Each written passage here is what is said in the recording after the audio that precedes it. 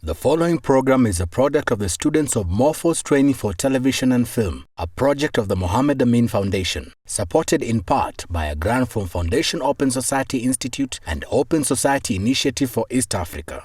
The views expressed in this program are not necessarily the views of the Mohammed Amin Foundation or Open Society Initiative for East Africa.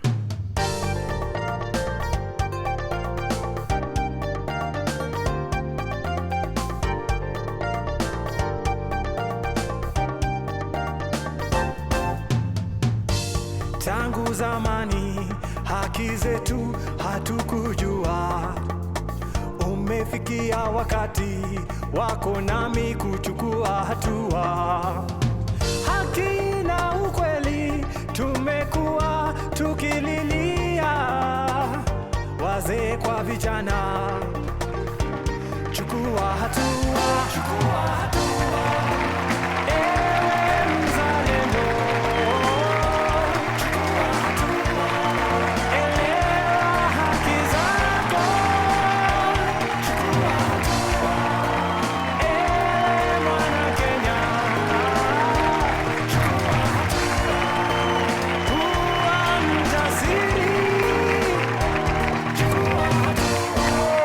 What do you think of our band? Makofi band. Nice one. Good one. What a show again. I know. Exciting. Story. Welcome to the Hatua Show. It is a program where you and I seek solutions to the problems that we have in the society in an attempt to make them work or make them better. Absolutely. And that is why we have this set. Nice set, don't you think? Huh? Great. The Hatua Show. Exactly. The Hatua Show is about meeting at the crossroads. That's right. What do we mean? We mean this show is about awareness, responsibility, and That's right. action. That's right. We need to be aware of the different things around us. We need to take responsibility about them. That's right. And most importantly, action. Now, our focus for today is about community development initiatives. And we'll focus on a particular community when they come back. We'll show you a feature about how one particular community managed to make it work. And not using government resources, but more importantly, using them as a bigger percentage in making it happen. Amazing. Stay with us. We'll be right back here on the Hatua Show.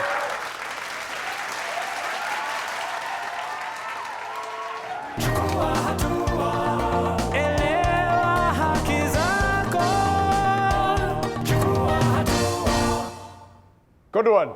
Welcome back. Now, the feature we're about to show you revolves around a community in Huruma called Kambi Moto. Now, they took the initiative to change the problems around them and improve, especially on their community. It's amazing what we found there. We were overwhelmed with the work and the determination That's and the right. psyche that has gone into the project. Psyche, Let's that's take right. a look and see how it goes.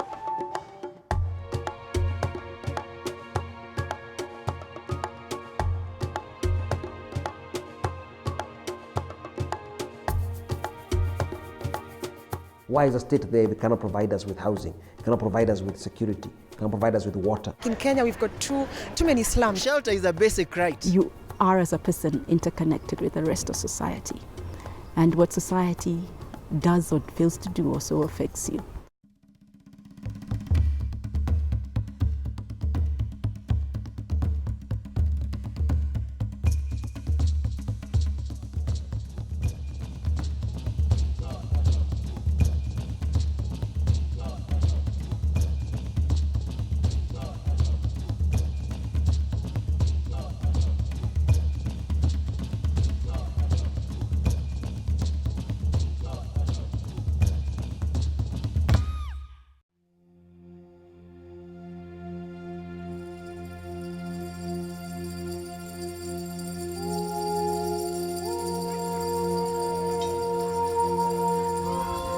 Within Huruma, there are about 5 informal settlements which lie on city council land.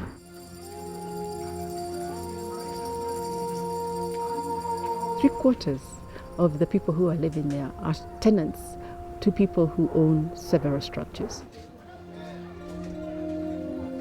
What happened is that we had chiefs who illegally allocated government land to individuals to develop housing and then let it out at pretty high rental costs to the poor.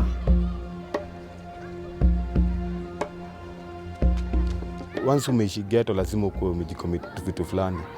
Kulala, hakuna kulala, ni kujiekelea tu, sababu kitu kama moto kitokea uko rada. Kitu ya pili, kama ghetto haina choo, lazima uko unazoea kujikaza.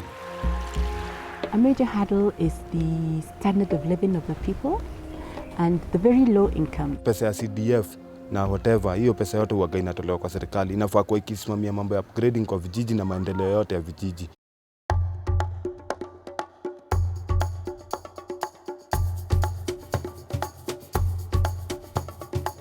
The government had raised issues like they cannot provide infrastructure, for instance, services in a community that the security of Kenya is in question.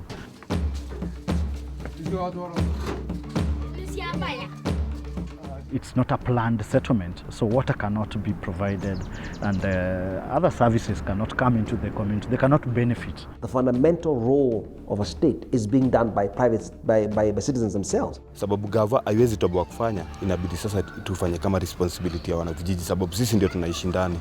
The upgrading element where you have a community upgrading process or a community-led upgrading, in the country we don't have that. What we've been seeing are schemes that are government-driven or donor-driven or project-driven.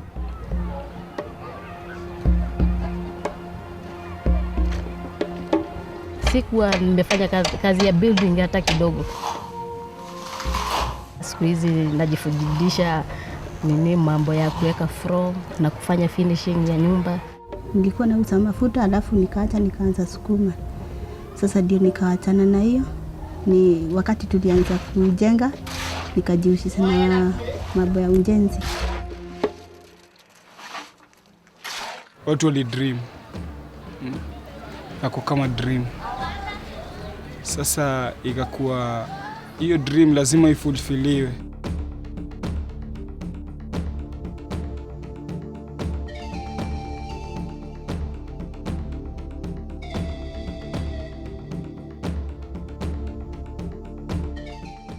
Muungano ilianza mbele hata Pamoja Trust kutokea. Nguvu yetu, haki na makao, haki yetu, haki na makao, haki yetu, mashinani, akiba, mashinani, akiba. The Kambi Moto project is financed mainly by the residents themselves. Ya kufaulu, tunatokaga hapa kusema watu walipe loan. Na hapo ndio pia tukaanza kukundi ya non-beneficial. They have raised 20% of the cost of construction and worked in conjunction with Pamoja Trust that has assisted in the raising of 80% of the cost of construction and passed on the money to Kambi Moto as a loan. We knew we wouldn't go far with what we wanted to do, even with the community, without involving the government. It was felt that it was good for the community to go to the council and ask for that land. Local government ambayo ndio imetusaidia kuwa na upgrading hapa, kutupa ardhi na kutufungulia milango ingine ambayo hatungeweza kuingia kama wanavijiji.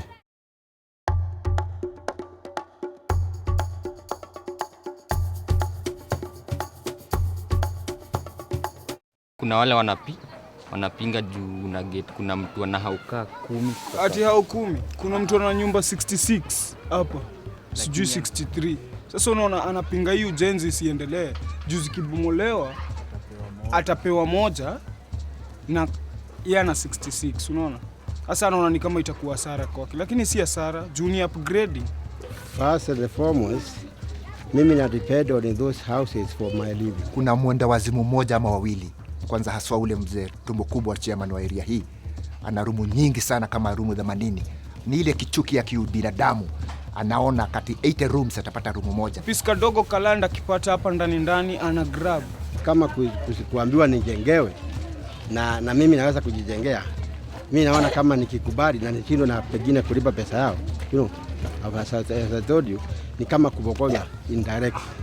Sisi wenyewe wakaji wa hapa wenye structure haswa ndio walikuwa na uzito kidogo, lakini wameenda wakielewa ni vizuri wabomoe upate kitu permanent. Hii temporary ni kubahatisha tu maisha.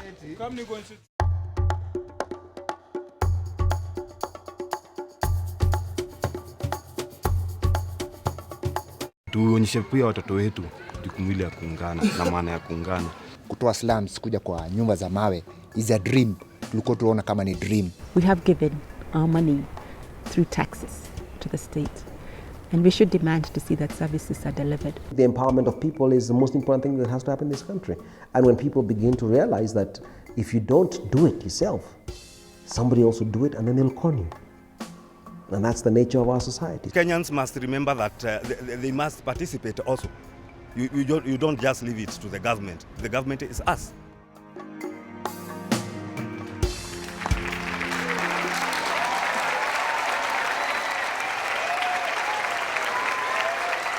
Welcome back. I mean, I don't know what to say. We have with us Gabriel Migwi. He's nicknamed Charlie. Welcome, Gabriel. Makofi kwake. I'm amazed na vile umedecide wache sasa manake mimi ni landlord. Let me now take it upon myself kuuza zile niko nazo. Nibaki na moja ni support community yangu. The big question would be why? Mara nyingi kwanza hata kama tunaangalia mali ama tunaangalia lazima ujiangalie kama wewe binadamu. Ujue pale umetoka pale huko na kile mtu Mungu amekusaidia nacho. Na kama una nafasi ya kusaidia mwenzako ni vizuri umsaidie. Was it difficult? Inakuwa uzito manake wanaona kama wewe unawadhulumu ukikubali kupatia wale wengine nafasi uchukue rumu moja. Kwa mfano mimi nina rumu 20. Na mimi niko na rumu 20. Na sasa ndio nipate nafasi ni wale wengine wanametanisi wengine wapate nafasi. Na ndio nikubali hiyo moja. Ni sababu najua hiyo moja ina dhamana itasaidia paka mtoto yangu paka mwisho. Na hii 20 ni kubahatisha maisha.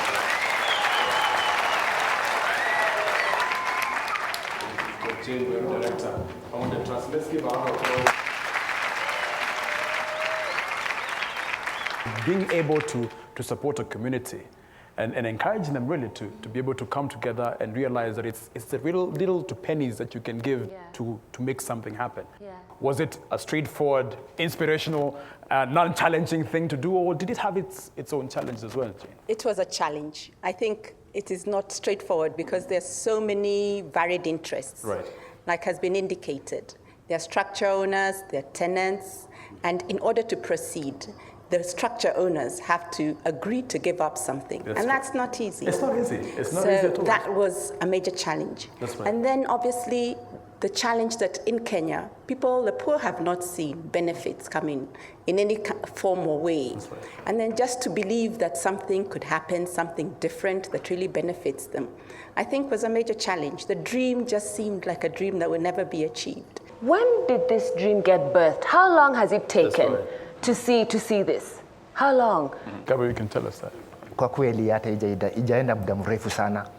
Imeenda kama miaka 3-4 namna hii. Yeah. 3 years. I mean, John Tewe ni mtu mmoja yani acha nikupatie respect bana. Wewe bana yani ningependa kuambia mabeste homa huyu jamaa namjua leo kwa yangu, huyu jamaa namjua. Bwana John Te, as jamaa mbaya katika mtaa umesema, wacha pia niambie, I like what you said, remember wale vijana wangu wadogo ya kwamba we can do it.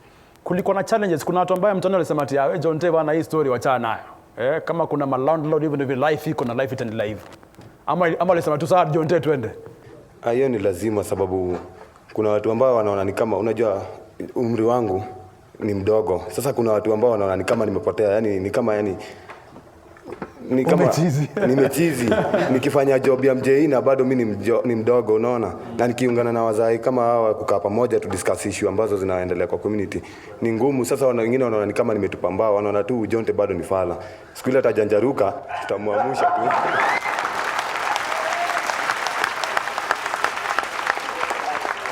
Asante sana John Te. We're also joined by Catherine Solomon from UN Habitat. Welcome. Catherine. Yes, welcome.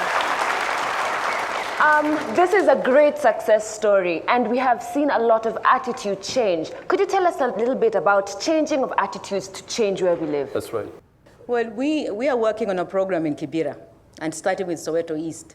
And one thing I'd like to agree with what my colleague has been saying is that, the people of the Makasiduni, they've been cheated for so long by different groups. That's right. And even by the government, if I may say that in the presence of my colleague here. So they feel like when you come up with something else, they say, oh, this is another one. But in time, with consistency and persistency, just like Jane was saying in the Huruma program here, they get to realize, and you form a relationship with them. That's right. And they realize that really these people are not out to get anything for themselves. It's for the betterment of us who are living here. Then they start changing their attitude, and it takes time, just like Mzee here is saying, because the program in Kibera has been there for the last 4 years. Kuboresha makazi duni ni kitu inachukua muda mrefu. It's commitment. That's true, that's true. And also Very true. sincerity from those who are involved in the program. It's a big sacrifice.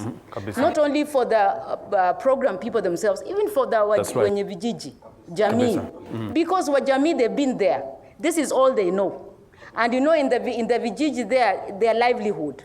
That's Ndio right. kazi na nimezoea hivi, nitauza hii mandazi hapa, sukuma hapa hivi, and now you want to change the whole structure, the whole layout. That's right. So the changing of attitudes takes time because there are very different layers that are involved. Bwana Mulinge, let's come to you now. And once again, the one thing I do know is that sometimes it's very difficult for people to appreciate ya kwamba serikali is also doing something. I mean, and I think it would be unfair, and you can correct me, Bwana Mulinge, to say that kweli gava haija support hii initiative, and I know for sure you have. Maybe you can tell us how that has happened, Bwana Mulinge. Thank you. I think on the onset, I would like to say that the Kibera high-rise scheme was a very big tragedy, and I hope it will never be repeated. Very few, if any, slum dwellers actually benefited from Kibera high-rise. But it's good to appreciate also. But it's good to appreciate also the matches you have greed in the private sector. You have also greed in government, and it is a pity that when you are trying to do something good for the community, there are other people behind on the side who have got other designs which you are not aware of. But I would like to assure the viewers that this kind of thing will not be allowed to happen, and we'll make sure that the houses go to those who are intended to benefit.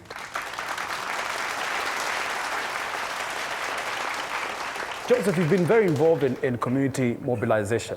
Kuambia watu mazee, as John T amesema, si lazima serikali bana iwe inafanya kila kitu, pia sisi lazima tuone initiative.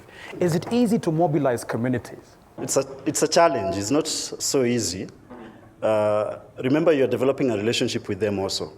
So just like any other relationship, kuna kuachana leo, kesho mezushiana, but as you get along, you also understand one another. And I think hiyo ndio kitu imekuwa shida na most of the projects, because they come in, they don't have time even to develop that rapport, that relationship with the people, which you must have that unconditional positive regard to these people. That's right. If you don't, and you can't empathize, then it won't work. So that challenge is there within, as you work along with people, as you mobilize and all that. One last question to you, Mzee. Do you regret the decision you made?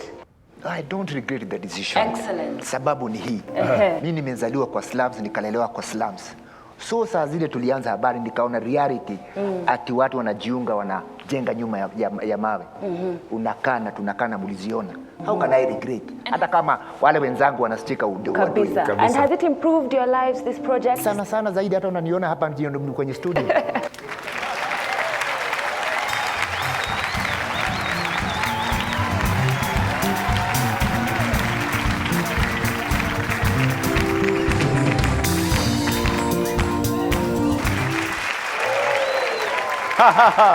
Welcome back to the Hatua Show. The show, of course, where you and I take responsibility for anything that's happening in our society in an endeavor, of course, to make them happen.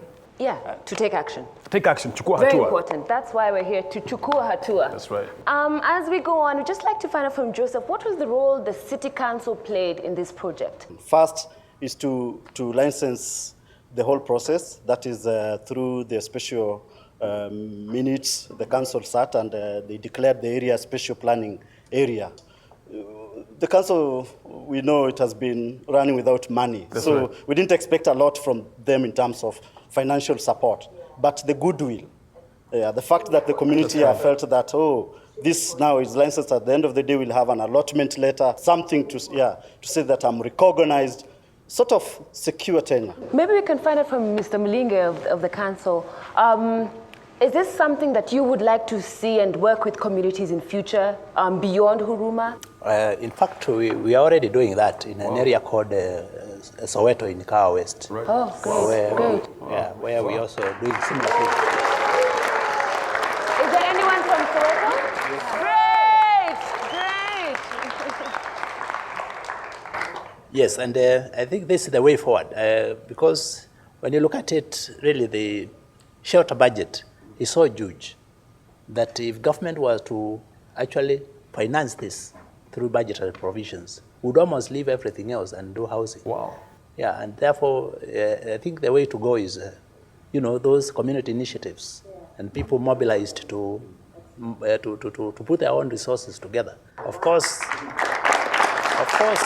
we know there are certain areas where government performs best. The council would perform best, like provision of health facilities, schools, and such things. Those ones will be able to see how they can be accommodated in our budgetary provisions. I'm tempted to ask whether perhaps CDF would be a good concept to help government work closely with community in ensuring that such development initiatives happen. I'm also tempted to ask whether inafanyika the way it was supposed to happen, Bwana Mulinge. I think if you can ask me about the LATIF, yes. Maybe I can comment more competently on that one. Because the CDF, is like it's under the member of parliament. Is LATIF working? For LATIF, we have put a number of small scale projects. They may not create such a huge impact. But they are working. Yeah, but they are there and they are working, and we are actually going on with them. We have a special unit in council which is dealing with the LATIF projects. That's right. Yeah, to make sure that they are undertaken promptly and efficiently. Good one, Bwana Mulinge. Okay, now maswali sasa. Maswali wa kwanza. Jina langu ni Peter Chege kutoka Huruma Kambi Moto. Swali langu kwanza naelekesha kwa Mr. Muringe. Ni vipi wanaelewa kabisa community wameinvolviwa kwa hiyo slums upgrading katika Kibera? La pili pia swali lingine ni kwamba ni vipi community wanawapatia first priority kwamba wanaweza chukua hiyo nafasi ikiwa ni yao? First of all, we established what we are calling a settlement executive committee within that village. And they are the people who actually, however, almost everything, steering everything for us. Ours is to just come and sort of find out what they have done, whom have they identified as beneficiaries. That's right. So the council as such has very little role in determining who is going to benefit. So what you're saying is communities need to take the initiative, and then they will get support from the council. Exactly. Excellent. That's right. Let's take another Next question. Good one. My name is Kenneth Marine. I work with the National Youth Parliament. Now, my question is, what steps is government taking to incorporate stakeholders in the drafting of a national housing policy to meet the demands of the growing population? And secondly, is there legislation in place to see to it that slum developments, are a thing of the past? The national housing policy is something which is already in place. Yeah. And we went through the process of, community mobilization. We held various meetings. I think it was at El Posta, where we held a number of meetings with the communities. We had invited them there, and we developed the housing policy. So as we are talking, it has already gone to Parliament. It has been debated, and we are now, or the other ministry in charge of housing is actually now disseminating. I think now they are having, district or provincial meetings to actually sensitize people on the contents of the housing policy and how they can actually dovetail into it.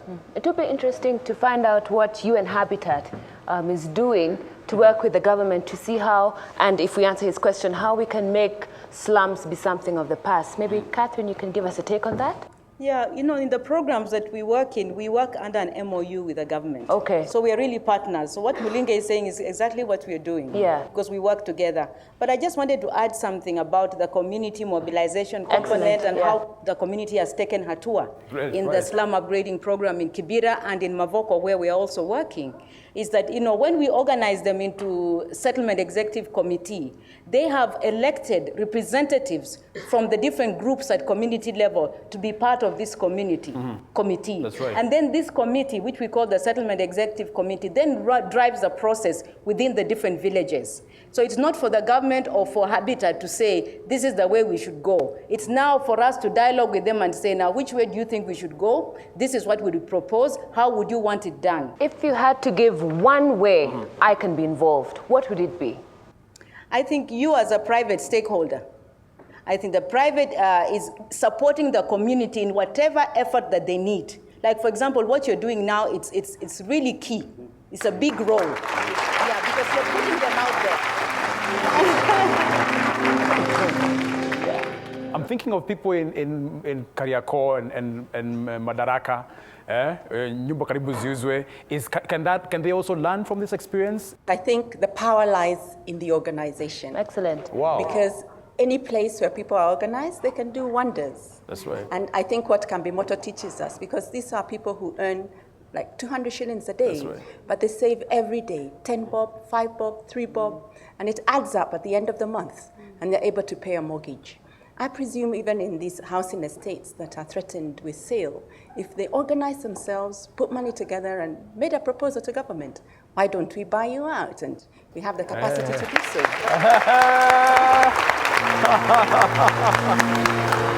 Okay, we had a question. Yes, una swali. You need to tell us your name and your question. Ibrahim. We invited with the Rotaract. I'm also a student in the University of Nairobi studying architecture. Last year in our campus, guys did housing projects, proposals for Kibera in particular. And suspicion from the residents is one key thing. Suspicion? Yes. So by way of solution, I think the guys in Huruma should show the guys in Kibera that this thing actually works. And then the other second thing is, I would like also to help our colleague from the Nairobi City Council. The government is currently doing a lot. The main problem with slums like Kibera failed is because the costs are high due to the technology that is being used. When the council lowers the standards, let's say for building, you don't have to do very expensive toilets, stuff like that. It is the bottom line is bringing the cost down. So once they put such amendments, I think we are headed in the right direction. Finally, let's empower the people to know their rights. Kibera, one main thing I'll tell you is, when you upgrade a dwelling like in Kibera, the perception is the density of people will reduce, and someone's votes will be going down. So politics. Yes.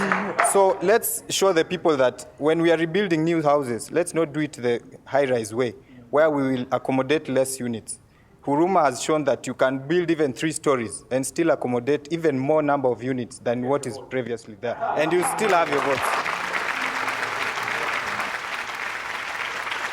Let me swing one to you, Bonachali. I'm just wondering whether it was key for you to know who your member of parliament was. Jumbe wako unamjua? Sana. Aliwasaidia kwenye hii project? Sisi ndio tumejisaidia. Sisi wana muungano. Excellent. Nilikuwa nataka kujibu ule mwanafunzi wa university. Si ajabu kitu ile ya muhimu ni kusema tutajenga na tutakaa kwa nyumba ya mawe. Muungane, mshikane, hakuna jambo hamwezi fanya. Kama mna save shilingi 10 kama vile tunafanyaga, kama ni shilingi 20 kulingana na mapato yenu, mnajiwekea, hakuna jambo hamwezi fanya. Lakini muwe na kitu yenu mkitarajia kuomba ama kusaidiwa. Manake huwezi saidiwa kama hamuna kitu yenu mmejishikia. Huwa kwenye muungano huwa mna save kiasi ngapi, how much? Kulingana na uwezo wa mtu, shilingi 10, 20, mwingine anapata weekly kama anafanya kibarua ya mawe. Kulingana na uwezo tunafanya daily saving ama weekly saving. Na kwenye hiyo community mnamweka hazina mwenye anaweka hizo pesa? Kabisa, tuna treasurer, tuna chairman, hata chairman ndio yuko pale alikuwa ameuliza swali kutoka mtaani. Kutoka Kambi Moto. Anastahili kwanza watu wamuone. Chairman uko wapi bwana? Kumbe ni wewe. Kulikuwa na swali hapa. There's somebody who wants a question from here. Yeah, tell us your name. I'm Lona Mbati, a student at the Faculty of Law, University of Nairobi. I have a question addressed to Jane. you notice that these people are comfortable where they are in the slum areas because they know if I'm a mama mboga, I'll be selling my mboga outside. What alternatives do you have for them after they construct these permanent structures? Wow, that's a good one. That's a good one. Yes, it is a major challenge. And the beauty about the Huruma project is that nobody has been relocated from the area they were living. Wow. So the design of this project was designed in such a way that it would accommodate everybody who was living there initially. And therefore, they're very much connected with their economic base, and they haven't moved really. Wow. Okay. Maybe one last question to you, Jane. As we take Hatua, as we chukua Hatua, can we exchange best practices? Can you be involved in taking the people from Huruma and holding hands and walking with Catherine to Kibera and saying, this worked? How can we make that happen? We actually work very closely with Habitat. We're working with Habitat in Kisumu. Yeah. And the people of Huruma have gone to Kisumu many times to sow this seed. Yeah. And we hope that this dream will catch and will spread throughout the nation. Great.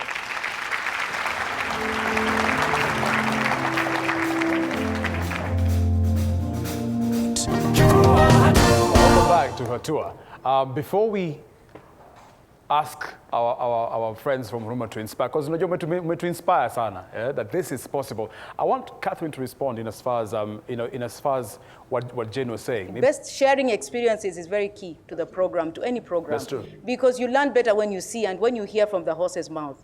I think you can relate better. The slum upgrading program is it's nationwide. So it's going through a phase. That's right. We start with Kibera, Soweto, but we'll progress. Maybe I'll have Mulinge just say something to add to that, in line with that. We are going everywhere as far as slum upgrading is concerned. That's right. This is a national program, and is meant to start in Nairobi and Kisumu and Mafoko. We have also included Mombasa in the initial phase. Right. And in Nairobi, we are targeting on something like about 179 slums. And we are going to begin with Kibera, with Soweto, and then we spread the whole of Kibera.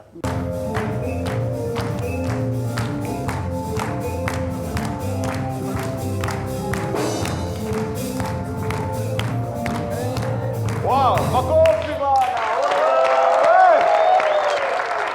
Bana nimebamba. That's why John was saying nimebamba.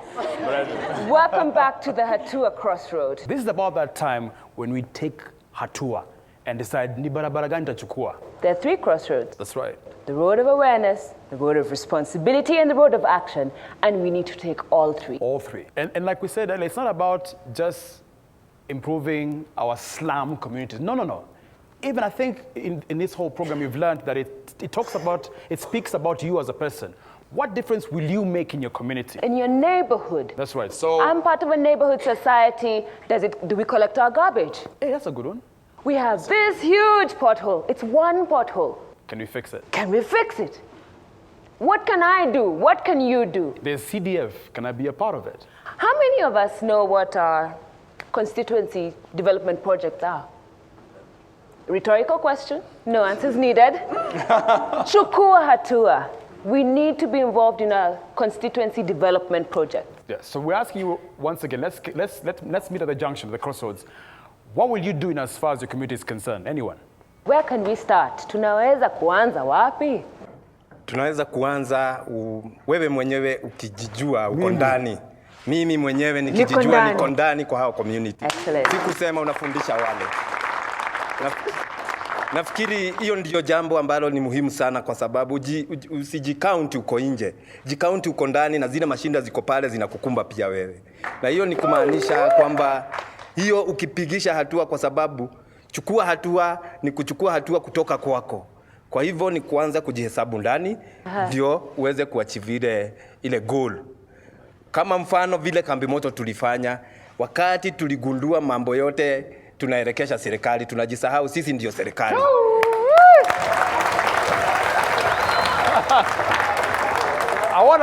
John Tenta kuuliza wewe swali. Maana unajua wewe una to represent videdly sana, Advising wale watu ambaye watu kama kina Jena wanajaribu kusaidia, Tuseme kama ndio Kibira. Ndani hapa amesema attitude. Wewe ushapitia pale, tuambie dadi ni aje. kama tuseme kijiji, yani Huruma as a whole, kama mnataka kuachieve hizo goals zote, lazima kwanza muanze na kubadilisha mienendo yenu kwa community.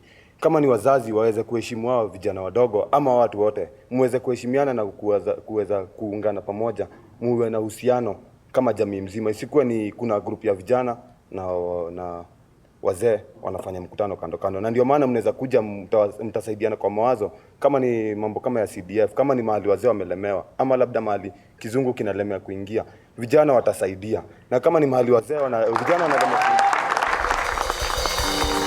ni lazima member of parliament awe involved. Should I say if he's not doing anything, then I'm not doing anything, that's why I elected him? Lazima. So it must start, so it lazima yanze na? Nafikiri member of parliament ikiwekwa kwa mambo ya community, lazima itaharibika. However, I think it is important na pia sisi to appreciate, lazima pia tuwaoneshe, to encourage, because I think a lot of times watakuencouragewa. Sikatai kusema kweli Jimmy, kama hukusaidia wakati ya campaign, member of parliament yako ile korea hiyo, wewe huwezi ongezwa kwa kamati wa CDF. Lazima ikue. Lazima sisi wenyewe jitegemee. Wewe ni mnoma. Sisi wenyewe. We're at the crossroads and we know now we for sure need to chukua hatua. It's been great having all of you. Thank you everyone. Thank you.